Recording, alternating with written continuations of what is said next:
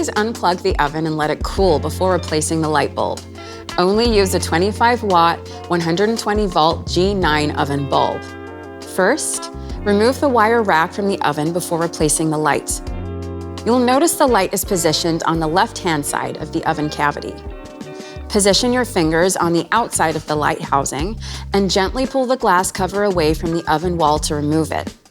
If you can't pull the cover off, grab a spoon. Slide it into the left side of the light housing and gently lever the glass cover off. Always hold the glass cover with the other hand to prevent the cover from falling and breaking. Remove the light bulb by gently yet firmly pulling it out of its holder. Use a soft cloth to insert the new bulb into the holder. Do not directly touch the surface of the bulb with your fingers, as your natural skin oils can damage the bulb. Reattach the glass cover by aligning the metal hook with the left-hand side of the light housing.